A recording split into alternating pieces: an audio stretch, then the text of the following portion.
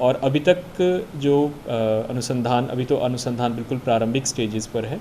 जो पता चला है कि ऑर्गेनाइजेशन बेसिकली मोबिलाइज़ करती थी मस्जिद में और मदरसा में यूथ्स को मोबिलाइज़ करते थे, और कठोरता की तरफ, जिसको हम अंग्रेज़ी में रेडिकलाइजेशन बोलते हैं, उसके लिए ये लगातार कार्यशील थे।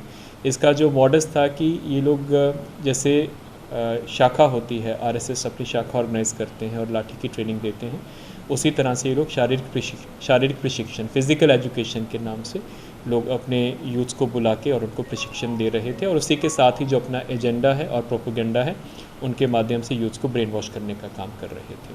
ये कितने महीनों से गतिविधि चल रही थी और ये लोग कहाँ ठहरे हुए थे जिन लोगों को प्रशिक्षण दिया जा रहा था, केरल और तमिलनाडु जैसा? देखिए, ये जो बाहर से लोग आते हैं, ये आप पहले तो हम आपको बता दूं कि जो पॉपुलर फ्रंट ऑफ इंडिया है और जस्टिस है, ये प्रोस्क्राइब्ड ऑर्गेनाइजेशन नहीं है।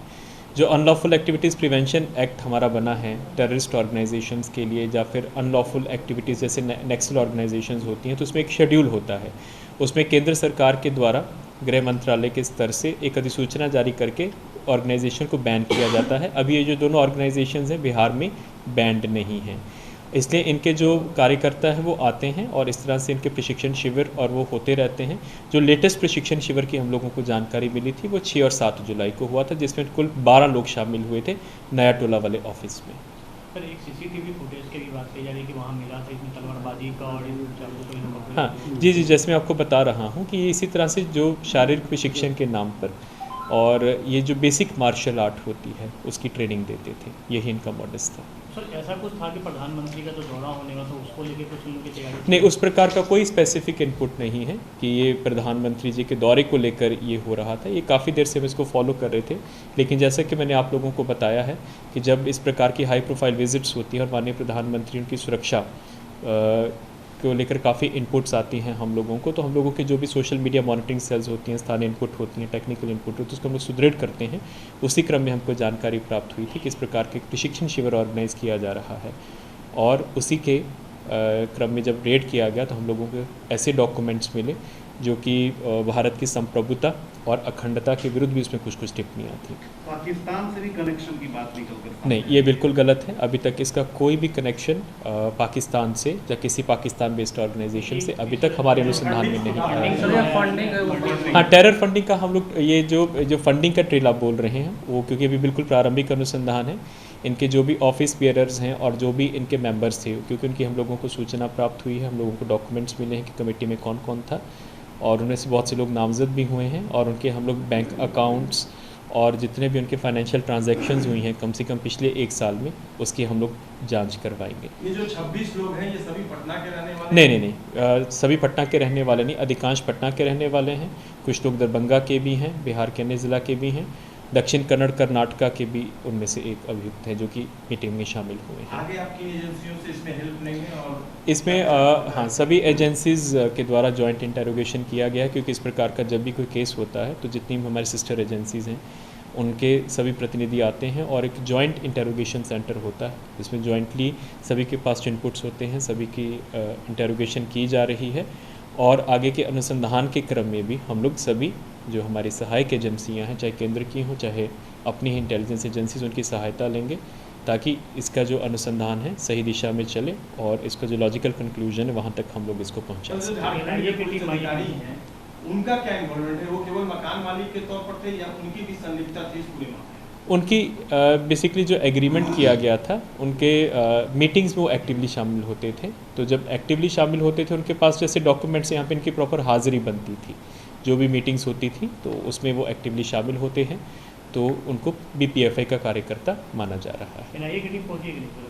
NIA की टीम अभी नहीं पहुंची है, लेकिन वो भी निश्चित रूप से इसमें अनुसंधान में सहयोग हेतु हम उनसे भी रिक्वेस्ट करेंगे। 26 लोगों का नेम किया गया, उसमें पटना के कई बिजनेसमैन भी हैं, उन लोगों का भी नाम है, तो उन लोगों के खिलाफ कैसे करेंगे? देखिए, अभी तो ये बिल्कुल प्रारंभिक नाम है, ये प्रारंभिक नाम आए हैं जो कि मीटिंग्स में जो रजिस्टर पे जो हस्ताक्षर हुए हैं, जो नाम हुए हैं, सभी का इंडिविजुअली अनुसंधान भी किया जाएगा। इनफैक्ट सभी को हम लोग नोटिस भी सर्व करेंगे कि उनका इसके साथ क्या गतिविधि थी, क्या वो फाइनेंसिंग करते थे या फिर किस प्रयोजन से इन मीटिंग्स में शामिल होते थे। सर कुछ डॉक्यूमेंट्स वहाँ से जो मिले हैं उसमें डिस्ट्रिक्ट वाइज मेंबर्स के नाम है, तो वो क्या पॉलिटिकल जो पार्टी इन लोगों ने बना रखी है उसका मेंबर है या फिर कोई स्लीपर सेल टाइप का ये लोग नहीं, स्लीपर सेल नहीं हम लोग बोलेंगे। कारण ये है कि जैसे मैंने आपको बताया कि अभी तक जो पीएफआई और एसटीपीआई है ये प्रोस्क्राइब्ड ऑर्गेनाइजेशन बोला जाता है, प्रोस्क्राइब्ड ऑर्गेनाइजेशन की लिस्ट में नहीं है, इसलिए इनकी जो पॉलिटिकल गतिविधियाँ हैं और जिनकी फ्रंटल ऑर्गेनाइजेशंस की गतिविधियाँ हैं उसको आधिकारिक रूप से बैन नहीं किया गया है। तो आगे क्या कोई रिकमेंडेशन होगा पटना पुलिस की तरफ से, ये जो मामला खुलकर सामने आया है कि इनको बिहार में भी बैन किया जाए, क्योंकि इस तरह का राष्ट्र विरोधी गतिविधि आप खुद मान रहे हैं कि इन्वॉल्वमेंट है, इस तरीके से देश विरोधी गतिविधियों में इनका इन्वॉल्वमेंट है? क्योंकि आज तो बिल्कुल प्रारंभिक अनुसंधान शुरू हुआ है, अभी तक जो हम लोगों को डॉक्यूमेंट्स मिले हैं उसकी बिना पे इंटरोगेशन हो रही है। जैसे मैंने आपको पहले भी बताया कि बाकी भी जो सिस्टर एजेंसीज़ हैं वो हमारी मदद कर रहे हैं, सभी के पास कुछ ना कुछ इनपुट्स हैं, तो उसी के आधार पर यदि ये पुख्ता रूप से स्पष्ट हो जाता है कि पूर्ण रूप से राष्ट्र विरोधी गतिविधि कर रहे थे या फिर भारत की अखंडता और संप्रभुता को लेकर इनकी जो गतिविधियां हैं उसकी एंटी चल रही थी, तो अनुसंधान के क्रम में जो भी तथ्य आएंगे उसको हम लोग सक्षम प्राधिकार और कोर्ट के समक्ष प्रस्तुत करें। सर वो जो सर, पीआई एक डॉक्यूमेंट जो सवाल, मिला है, अगर ये एक बात सामने आ रही है कि 10 जून को भी एक एफआईआर दर्ज हुई थी जिसमें कि उसी एरिया में फुलवारी शरीफ के एरिया में पैम्पलेट और सोशल मीडिया के माध्यम से रेडिकलाइजेशन की बात थी, तो तब से अब तक पुलिस की इन्वेस्टिगेशन कहाँ तक आई थी? देखिए, जो 10 जून वाला आप बता रहे हैं उसका जो अभी इन वाली कमेटीज़ के साथ डायरेक्टली नहीं था, लेकिन उस वक्त भी जो पोस्टर्स और पैम्फलेट्स हुए थे तो हम लोग दोनों जो एफआईआर्स प्रतिवेदित हुए इस पर लिंक निकालने का प्रयास कर रहे हैं कि उसमें जो हमारा अनुसंधान के क्रम में जिन जिन लोगों का हम लोग पहुँचे हैं क्या वो पीएफआई या एसटीपीआई के एक्टिव कार्यकर्ता थे कि नहीं है, तो उसका भी हम लोग लिंक निकालेंगे इस कांड के एक चीज अनुसंधान के और क्रम में। सर, जो बात आ रही थी कि लोकल्स को ट्रेन किया गया था वेपन्स में भी बिहार में 2 दिन लगातार, तो उन लोकल्स को कैसे आइडेंटिफाई करेंगे और सेग्रीगेट करेंगे? Are there any plans on that? हाँ, देखिए, जैसे मैंने आपको बताया है कि जो ऑफिस पे छापामारी हुई है उसमें हम लोगों को डॉक्यूमेंट्स और कुछ रजिस्टर्स मिले हैं। इनफैक्ट जो 26 लोगों को नामजद किया गया है वो भी जो डॉक्यूमेंट्स मिले हैं हम लोगों को विभिन्न कमेटीज़ जो बनी हुई तो उसी के नाम से किया है, और एक हम लोगों को हाज़िरी रजिस्टर भी मिला है जिसमें कि जो भी लोग मीटिंग्स में शामिल होते थे या शिविर में शामिल होते थे तो उनका प्रॉपर अटेंडेंस लगता था। तो उन्हीं, अब क्योंकि उस पर नाम पता पूर्ण रूप से नहीं होता है लेकिन नाम है और हस्ताक्षर, उनके माध्यम से हम लोग प्रयास करेंगे कि कौन कौन से लोग इस प्रकार के प्रशिक्षण शिविरों में पूर्व में शामिल होते आए हैं। अभी तक sir total financial transaction trade कितने अमाउंट? नहीं, अभी तो बिल्कुल प्रारंभिक, अभी हमारे पास उसका कोई नहीं है क्योंकि अभी तो एफआईआर हुआ ही है, फर्स्ट इंटरोगेशन हो रही है, और उसके बाद नेक्स्ट स्टेज में इनके जो भी फाइनेंशियल ट्रांजैक्शन है, सोर्स ऑफ फंडिंग है, फाइनेंशियल फ्लोज है, क्या क्या चैनल्स हैं, उसके ऊपर अनुसंधान आगे हम लोग करेंगे। So you categorically refute involvement of sabotage of PM's scheduled visit, हाँ, right? as per the evidence that has been adduced till now, it was not specifically meant for targeting PM's visit or sabotaging PM's visit to Patna, which concluded peacefully. Do they have any links with the band outfit abroad or in India or with Pakistan? As of now जितना भी हम लोगों के जो band outfits है, चाहे वो India की हों चाहे वो बाहर की हों, लिंक नहीं आए। लेकिन एक चीज़ है जैसे मैंने आपको पहले भी बताया है कि जो अथर प्रवेश हैं जो कि इसमें गिरफ्तार हुए हैं वो पहले सिमी के कार्यकर्ता रहे हुए हैं जब वो सिमी बैंड नहीं था, और उनके जो अपने भाई हैं मंजर प्रवेश, जब सिमी को बैन किया गया था, प्रोस्क्राइब किया गया था, उसके वो एक्टिव कार्यकर्ता थे और उसी केस में वो जेल भी गए थे। और जो बाकी भी सिमी कार्यकर्ता उस वक्त पटना शाखा से जेल गए थे जो अथर प्रवेश हैं उनके बेलर रहे हुए हैं। तो ये एक लिंक है जब वो सिमी के कार्यकर्ता हुआ करते। ये 2013 ब्लास्ट में भी जो भी अक्यूज थे बॉम्ब ब्लास्ट हाँ, हाँ। जो गांधी मैदान में हुआ था उस समय भी ये बेलर बने थे। हाँ, वही मैं आपको बता रहा हूँ क्योंकि वो भी जो थे उनका जो सब पहले सिमी के कार्यकर्ता हुआ करते थे, तो इनके भाई और खुद भी सिमी के कार्यकर्ता रहे हुए हैं। Involvement of any religious institutions located in Fulwari Sharif? No involvement of any mainstream religious institution। कोई भी अभी तक इस तरह की कोई इन्वॉल्वमेंट नहीं थी, बिल्कुल अलग से काम कर रहे थे और ये अपना जो काम करते थे वो बहुत पब्लिक प्रोफाइल में नहीं करते थे, पब्लिक ग्लेयर में नहीं करते थे, और किसी भी रिलीजियस ऑर्गेनाइजेशन का इसमें अभी तक कोई लिंक नहीं है। सर एक तो था कि जो 6 जून को जो एफआईआर दर्ज हुई थी और उसके बाद जिस तरीके से पंपलेट वगैरह मिले थे, इन लोगों को नुपुर शर्मा को लेकर यहाँ भी हिंसा फैलाने की पूरी तैयारी थी, योजना थी। नहीं, इस वाला का जो हम लोगों ने जो ऑर्गेनाइजेशन जो ये एफआईआर हुआ है, जो एफआईआर हुई थी हाँ, उसमें देखिए उस वक्त जो माहौल था उसमें जो बोथ एंटी एंड प्रो जो प्रोटेस्ट चल रहे थे उसका लिंक था। लेकिन जो वर्तमान में एफआईआर हुआ है इसमें जो नुपुर शर्मा वाला जो प्रकरण चल रहा है उसके साथ इसका कोई लिंक नहीं है। सर एफआईआर में जिक्र है गुप्त संगठन का, हाँ, ये हाँ। गुप्त संगठन क्या है और ये कब से इसके लिए काम चल रहा है? देखिए वही है, पीएफआई है, एसटीपीआई है, हालांकि गुप्त संगठन नहीं है। इन लोगों के अपने जो मेंबर्स हैं उन लोगों ने अपना एक अलग से ही जो मीटिंग्स करते थे उसी की आड़ में एक ऑर्गेनाइजेशन होती है और उसके बहुत से फ्रंटल ऑर्गेनाइजेशंस भी होते हैं और अंडरग्राउंड ऑर्गेनाइजेशंस भी होते हैं।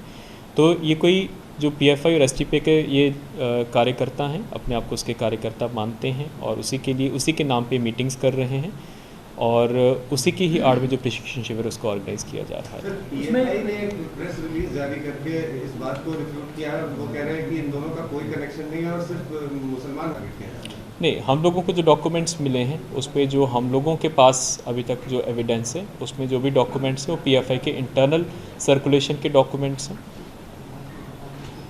उन्हें जो मेंबरशिप फॉर्म्स मिले हैं तो वो जो मेंबर्स बने हैं इसमें वो मूलतः कहाँ के लोग थे, बिहार के किन किन हिस्सों में? अधिकांश तो देखिए बिहार के ही लोग हैं उसमें, पटना के भी हैं और नॉर्थ बिहार के इसमें ज़्यादा लोग हैं।